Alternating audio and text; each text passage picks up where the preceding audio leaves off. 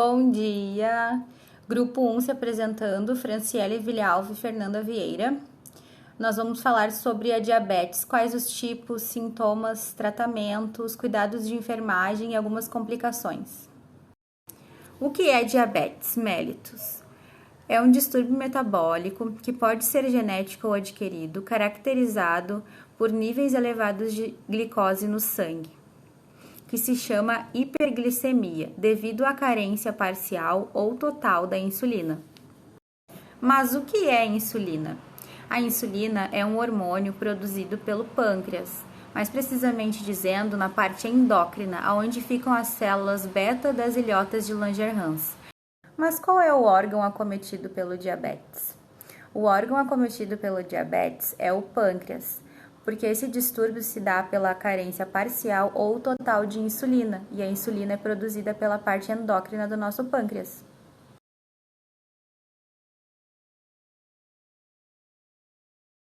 A insulina é um hormônio fundamental para a manutenção da nossa vida. Ela é responsável pela regulação dos níveis de glicose no sangue e ela ajuda a transportar a glicose do sangue para dentro das células do nosso corpo.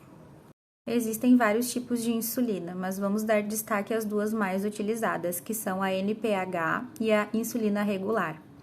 A insulina regular tem uma ação rápida no organismo, ela é transparente e utilizada em pouca quantidade. Já a insulina NPH, ela tem uma ação lenta no organismo do paciente, fica agindo durante 24 horas, pode ser administrada 2 vezes ao dia, é utilizada em maior quantidade.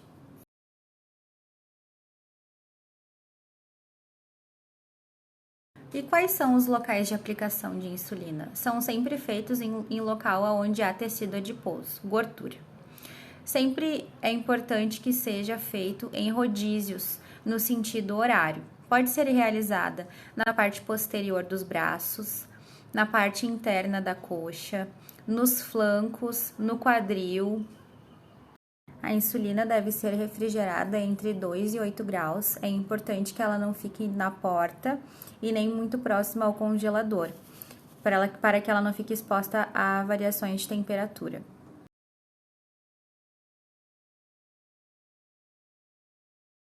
O diabetes tipo 1 é caracterizado de forma genética congênita, ou seja, a pessoa nasce com essa condição. No tipo 1, o pâncreas não produz nada de insulina, então o paciente se torna insulino dependente, precisa fazer o uso de insulina exógena para controlar a taxa de glicose no sangue. São sintomas do diabetes tipo 1: glicosúria, glicose na urina, poliúria, polifagia, polidipsia e perda de peso.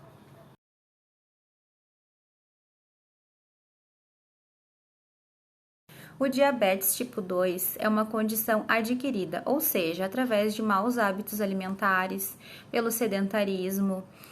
O paciente que tem essa condição não é insulino dependente, mas ele precisa fazer uso de uma medicação hipoglicemiante para que seja feito o controle de glicose no sangue. São sintomas do diabetes tipo 2, que é a condição adquirida: ganho de peso, poliúria, polifagia e polidipsia.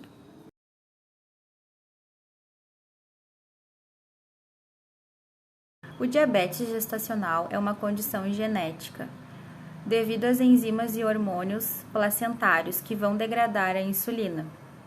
O diabetes gestacional tem alguns fatores de risco, por isso a importância de realizar o pré-natal e fazer o acompanhamento para evitar maiores riscos para o binômio. Alguns fatores de risco: o sobrepeso, a idade materna avançada, a obesidade, histórico familiar, o crescimento excessivo do feto, o polidrâmio, que é muito líquido amniótico, a hipertensão, a pré-eclâmpsia. Mas essa condição do diabetes gestacional, ela acaba assim que a placenta é dequitada, ou seja, é uma condição que dura apenas durante o período gestacional.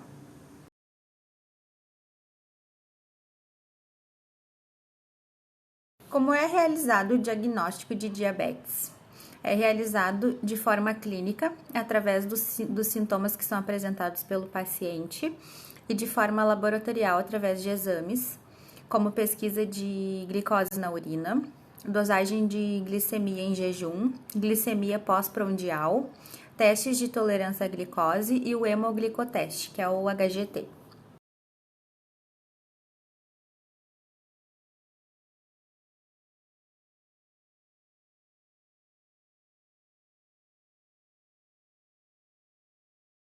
A hipoglicemia é um distúrbio provocado quando a glicose está abaixo de 70% de concentração do sangue. Pode afetar pessoas portadoras de diabetes e não portadoras. Pacientes que são diabéticos e recebem insulina em muita quantidade podem ter hipoglicemia, pela falta de alimentação também, por exercício físico excessivo, por diarreia ou vômito. O tratamento para pacientes com hipoglicemia vai depender do nível do HGT que o paciente irá apresentar. Por exemplo, se o HGT der entre 60 e 65, pode ser ofertado ao paciente um suco doce, uma água com açúcar, uma bala. Pacientes que apresentarem um HGT 30 ou abaixo de 30 precisam fazer um tratamento rápido, com a ampola de glicose hipertônica 70% via endovenosa.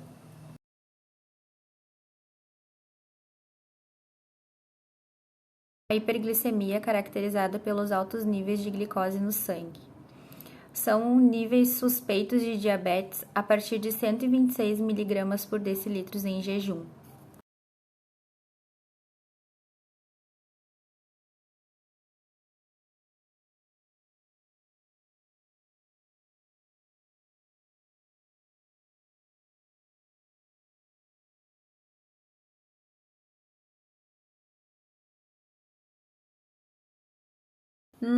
O que é cetoacidose?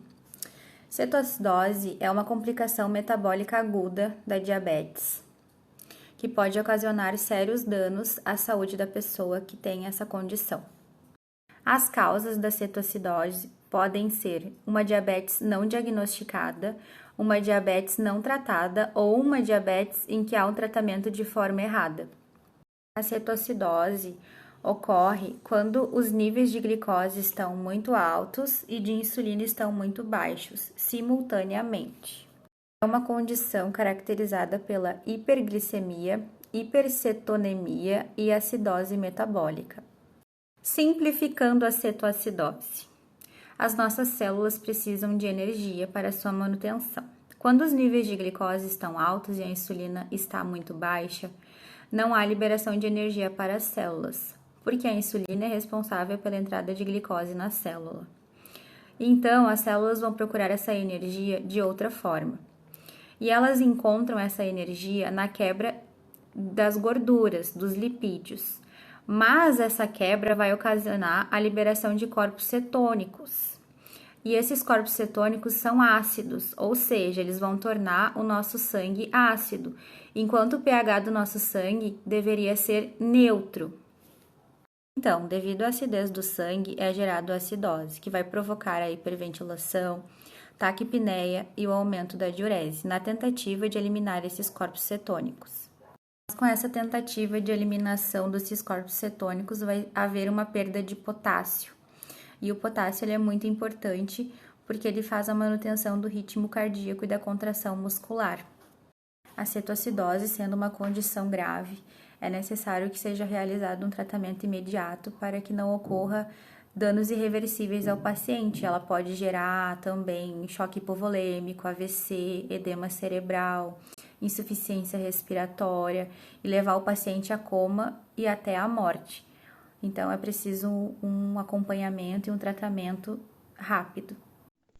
Sinais e sintomas da cetoacidose: náuseas, vômitos, fadiga, hálito cetônico, inconsciência, dor abdominal, taquipneia, fraqueza, confusão mental, desidratação, arritmia, poliúria, visão turva e hiperventilação. Cuidados de enfermagem da cetoacidose são os controles dos sinais vitais, controle rigoroso de HGT, balanço hídrico, mudança de decúbito higiene oral e corporal, reposição hídrica e de insulina.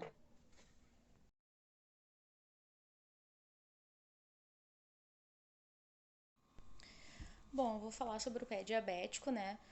Sinais, sintomas, cuidados de enfermagem e quando ele for para casa eu vou orientar algumas coisas também. O que é o pé diabético? É uma das complicações mais graves do diabetes. Ocorre porque a glicose se adere, né? Ela gruda nas terminações nervosas periféricas das mãos e dos pés. Mas principalmente nos pés, nas plantas dos pés, nos dedos, no minguinho. Já vi pessoas com do lado do pé também, com feridas, fazendo com que a pessoa também perca a sensibilidade, né? Gerando uma infecção, né? Uma úlcera.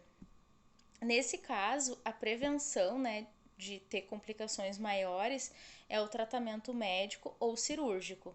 O pé diabético pode ser uma consequência muito grave, levando à amputação dos dedos, dos pés ou da perna.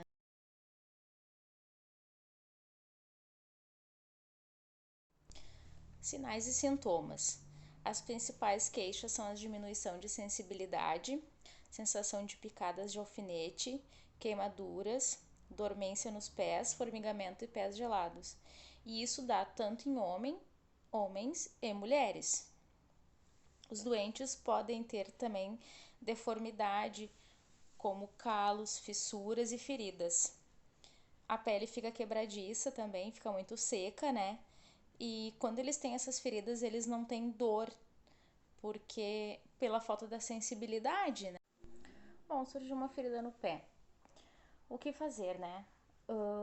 Lavar a ferida, né? Com água, sabãozinho neutro ali, cobrir com gases e vai pro teu cardiovascular ou para um hospital. Nunca use pomada em casa. Nunca use pomada e nem tome medicamento por conta própria, sempre com prescrição médica. Dependendo do grau de infecção do pé diabético, ele poderá tomar antibiótico, né, por via oral, ou em casos mais graves, por via endovenosa, com caso, né, de necessidade de internação daí. Orientar esse paciente também a procurar um oftalmologista, né, pelo menos uma vez ao ano, né, para ter um controle. Orientar ele também a importância dele ter sempre um doce consigo para um momento de hipoglicemia. Recomendo também hidratar os pés com creme hidratante, só não no meio dos dedos, né, para não ficar úmido, né, para não abrir frieiras, alguma coisa assim, né. Mas é bom hidratar porque os pés ficam muito ressecados, né. Também orientar esse paciente que quando ele tiver com os pés muito gelados, principalmente no inverno, para ele não usar, não expor os pés em lareiras ou colocar os pés numa água muito quente, porque como ele não tem muita sensibilidade, ele pode queimá-los, né? Então aconselho usar 2 a 3 meias.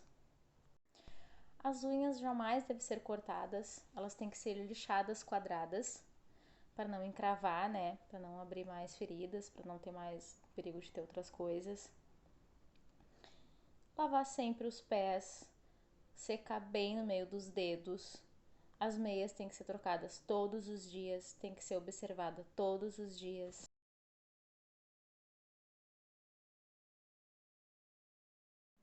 Cuidados de enfermagem. Vamos verificar os sinais vitais desse paciente, vamos verificar o HGT, vamos dar o antibiótico no horário certo, porque não pode atrasar. E aí nós vamos limpar a ferida dele do pé dele. Aí nós vimos a ferida dele, tá vermelha assim, ó. Tá vermelha, isso é bom? Sim, isso é bom. Significa que é um tecido de granulação. Tem grandes chances de cicatrizar. O que a gente vai fazer com ele? A gente vai lavar ele com soro em temperatura ambiente. A gente vai fazer um desbridamento e vai colocar Dersane para ele hidratar, para ele cicatrizar. Por que ele tá vermelho? Ele tá vermelho porque ele tem circulação ali, tem O2 nos vasos sanguíneos. Já esse dedinho dele aqui, ó, que tem uma parte amarela e uma parte vermelha, essa parte amarela significa que é um tecido de fibrina. É um tecido que ele já tá quase necrosando. E aí a gente vai ter que fazer. A gente não, né? O médico vai ter que fazer um desbridamento mecânico, né? Que daí ele vai ter que levar para bloco cirúrgico, é o médico que faz esse tipo de coisa.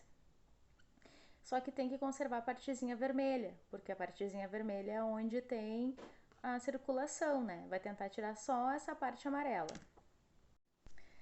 Depois dele ter feito isso, a gente pode continuar o tratamento colocando colagenase, que ela vai fazer com que esse tecido não fique necrosado mais.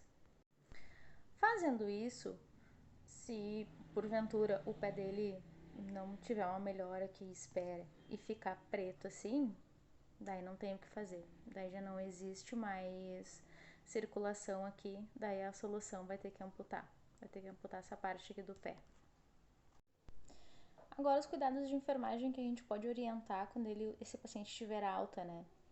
Para ele observar os pés todos os dias, né? Onde tem uma boa iluminação, com a ajuda de alguém, ou se precisar, pega um espelho.